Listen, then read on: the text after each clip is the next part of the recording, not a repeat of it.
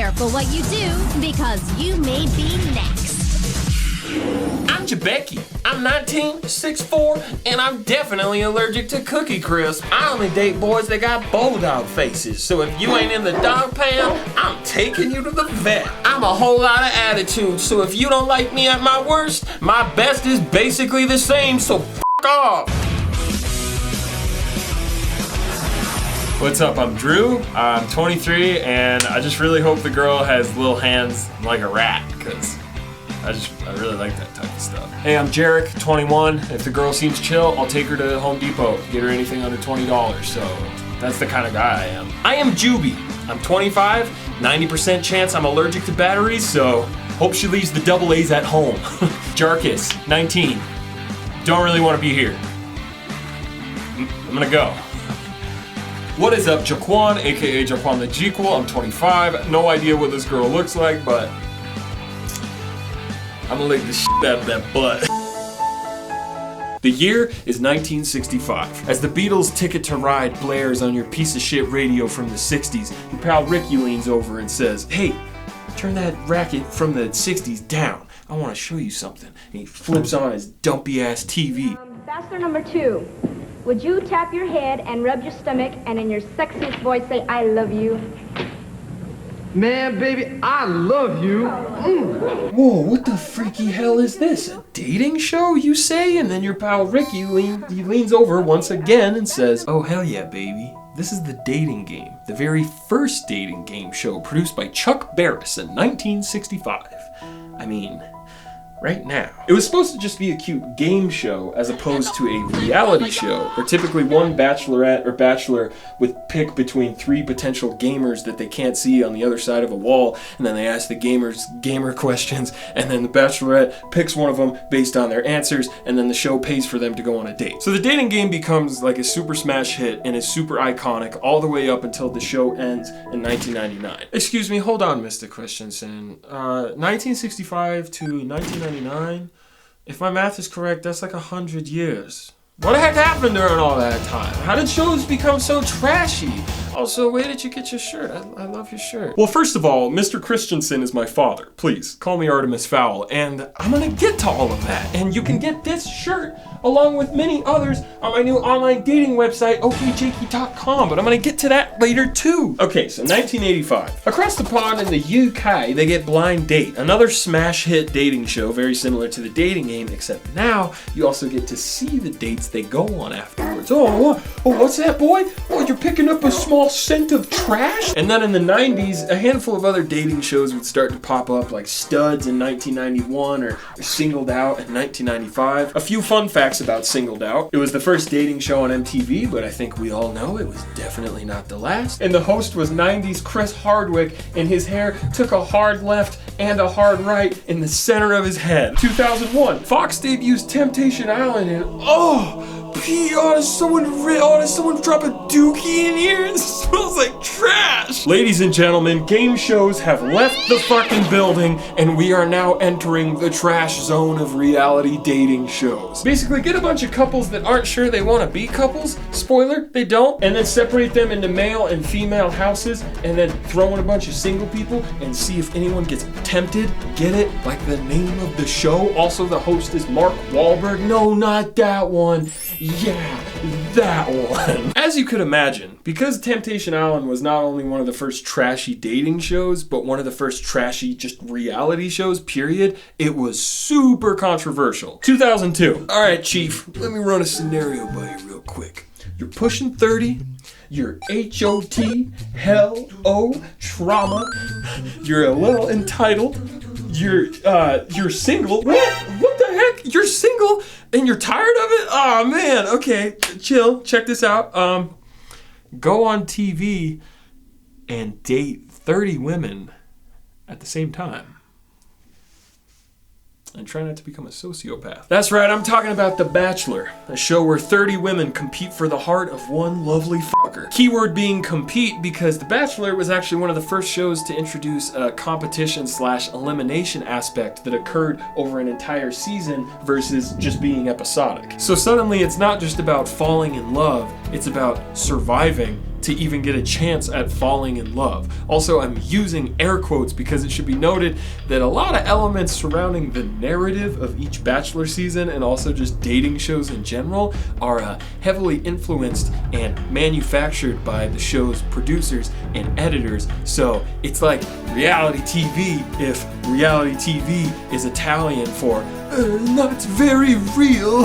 Anyways, this format created way more drama in the dating show realm because now the contestants have a way stronger incentive to talk shit about each other and say things like, I just don't think she's here for the right reasons. She's not being genuine and real. She's addicted to monster trucks. Like, all she fucking talks about is monster trucks. Like, oh, I met Gravedigger. Cool bitch. We've all met Gravedigger. And then in 2003, the show flipped the script with The Bachelorette, giving runners-up from The Bachelor their own chance at the same thing. And to this day, both Batch and Bachelette are crazy popular, and I haven't missed a single goddamn season of Batch or Bachelette or Batch Paradise or Batch Pad or Batch Winter Games for like the past 4 years, but I'll talk about that later. Alright, so it's 2004, and MTV is starting to fuck around with some more dating shows, mostly aimed at a young, dumb, and full of camaraderie audience. We got Room Raiders, where people picked who they wanted to date based on what they found in each contestant's room. Ew, you have clothes in your closet? Ew, you have a hair on your brush? The show even had an episode with pre-High School Musical Zac Efron where he dug around girls' rooms like a little rat and played with their poopy undies.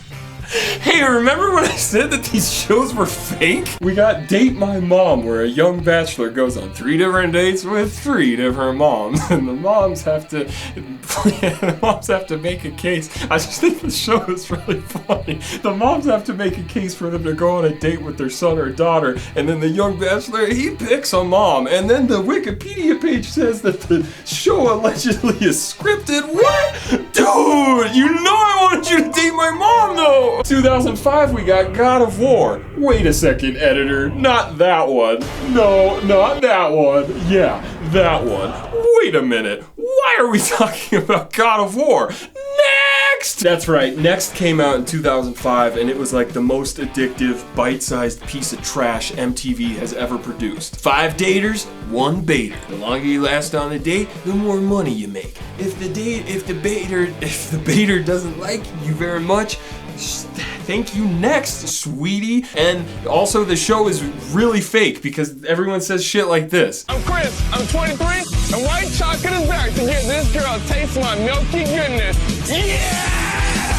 2006, we got Parental Control, another MTV stink bomb that is like the yang to Date My Mom's yin. I didn't write anything for this part, so I'm just gonna try to do it off the top of my head. So Parental Control, it's like there's one teen that he or she, they have parents, but the parents, they hate their boyfriend or girlfriend. They're like, fuck that kid. And so the parents interview, interview sounds like it's not the right term. Parents, they interview some other teens, and then they decide 2 teens that they think are their favorite teen to date their teen, and then their teen goes on some dates with the 2 teens, and then at the end of the show, their teen has to decide if they want to stay with their current dumpy piece of shit person, or if they want to get with one of the 2 teens that their parents have selected. And whoa, what the fuck? Wikipedia says that the show is heavily scripted. Dude, you know I wanted you to date my parents. Meanwhile, VH1 is getting into a whole different realm of reality dating shows at this time, known as the realm of celebrity reality dating, where now it's like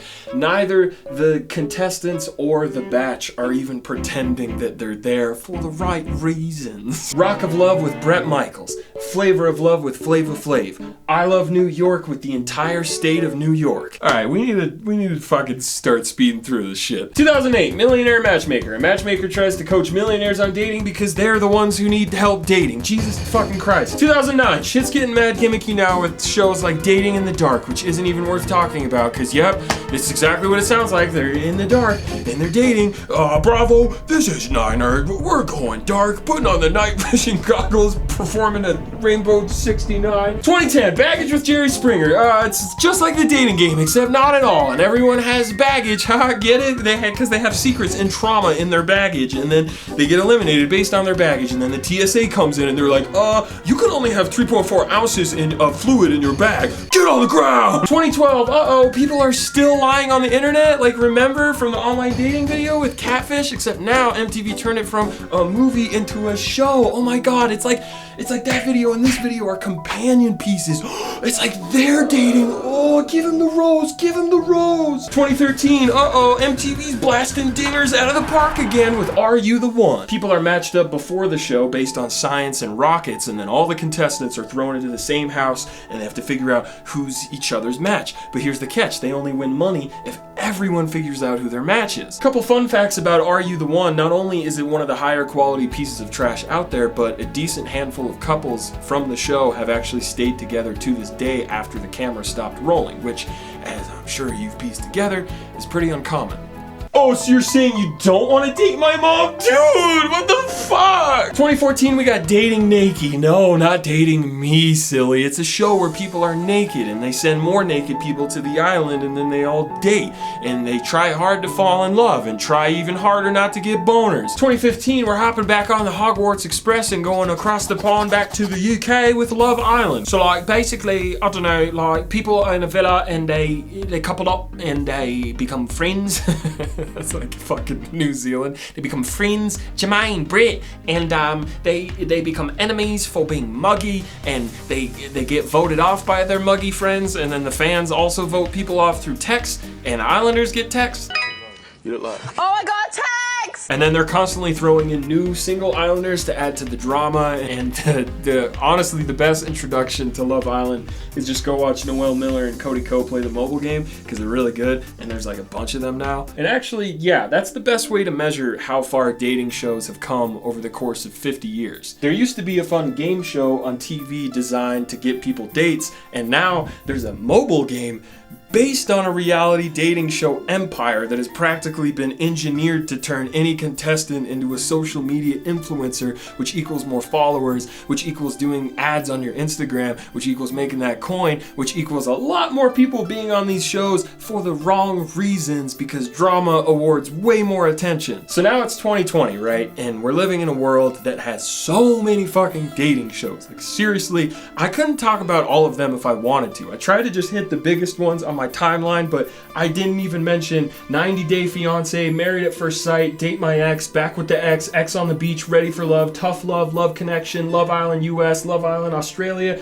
Temptation Island, but like the new one, Mark Wahlberg's still there, Paradise Hotel, Couple, Dating Around, and Date My Mom 2, Date My Mom Again. So clearly dating shows are super successful and get a ton of viewers, but the real question is, should you care? And I mean on both sides of caring. Like whether it's the side of, fuck dating shows, they're super toxic and treat people like slabs of meat and they're super manufactured and fake and you can't fucking date my mom. Or the other side of, oh my days, this shit is me life. These people are like me brothers and I'm with them every step of the way. These people deserve to find love, and if they don't, I'll be gutted. I'll be absolutely gutted. I think the answer is really no.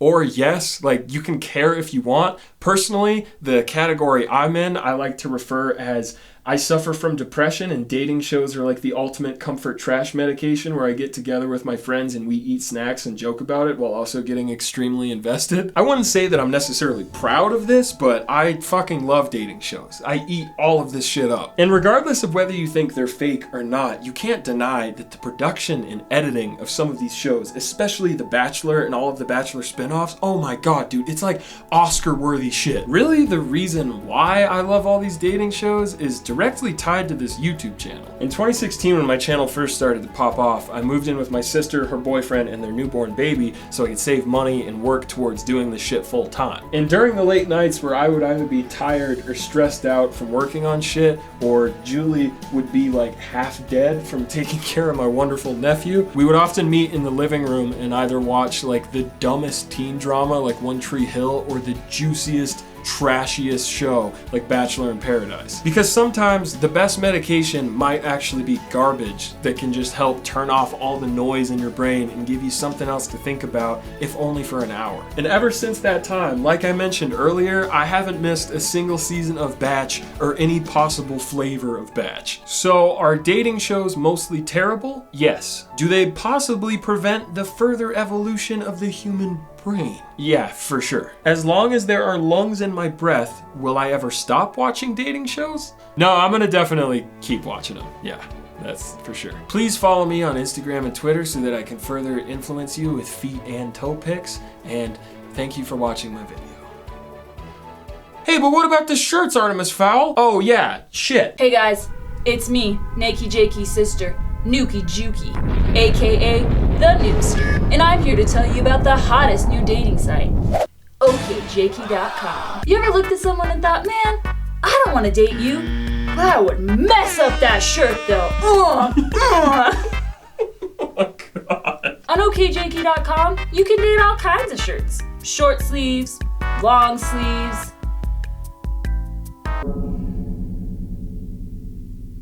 Well, that's about it.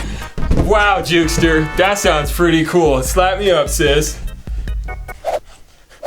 Our intuitive swiping technology developed at an Ace Hardware in South Dakota will help you find your perfect match.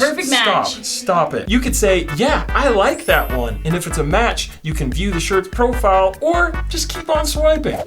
Or you could say, trucker nuts, I really like that one, and hit the little flame button and it'll take you directly to the shirt's profile. What the hell are you doing? Or you can say, ew, no thanks, sweetie, next. That shirt's gonna get removed from the site. That's not how the website works. Some of our hottest members include the I'm Thinking Jakey shirt. It's me. It's me on the back. The OK Jakey shirt in white and yellow. Fuck with us. Say hi to prison. A super ew barfy purple OK Jakey crewneck. Are you gonna be okay? The hot local Jakey's shirt in 4 different colors featuring a stinky picture of me on the front. And a bunch of yucky stuff on the back. I think I'm gonna be sick. And last but not least, the backflip shirt in black and blue. The only dating app for people that can do backflips. Julie, you wanna show them a backflip? Ready? Okay. Also on okjakey.com, you can sign up for the Hot Boy Club. And who knows what kind of exclusive shit you'll get in the future. Can girls be hot boys too? Yeah, it's just a silly name that doesn't mean anything. Awesome. Well, Nuker, it's been fun, but I think that's it for today. Anything else you want to add? Yeah, I'll add some stuff. 2 plus 2. Oh my god, you're so embarrassing.